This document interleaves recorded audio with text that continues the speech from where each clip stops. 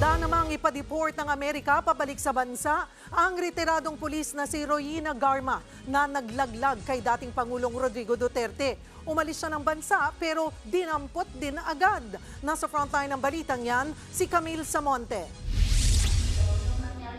Naburilyaso ang pagpunta sa Amerika ni retired police colonel at dating PCSO General Manager Royina Garma matapos siyang i-detain ng US Immigration sa airport dahil kanselado na pala ang US visa nila ng anak niya. Ayon sa Department of Justice at Interior Department, wala namang kinakaharap na kaso sa bansa si Garma. Wala rin siyang hold departure order kaya malaya siyang bumiyahe. I think that it's a human rights issue that was considered by the U.S. government in canceling her visa. We asked for it. I don't know. I don't know who asked for it. Ayon kay Interior Secretary John Vic Remulla, hindi malalaman si immigration dito sa Pilipinas kung na-cancel na ang US visa o hindi.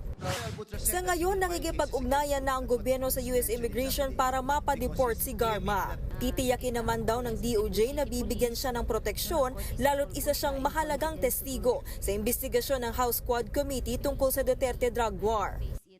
Sa ngayon, nagsasagawa na ng case build-up ang task force na binuo ng Department of Justice para imbestigahan ang umano'y extrajudicial killings sa war on drugs ni dating Pangulong Rodrigo Duterte. Kasama raw dyan sa pag-aaralan kung may mga kasong isasampa laban kay Garma o kung maituturing ba siya bilang state witness. Oras na makabalik sa bansa si Garma, dadalhin siya ulit sa kustodiya ng Kamara para matiyak na makakadalo siya sa pagdinig. Nagbabalita mula sa Frontline, Camille Samonte, News 5.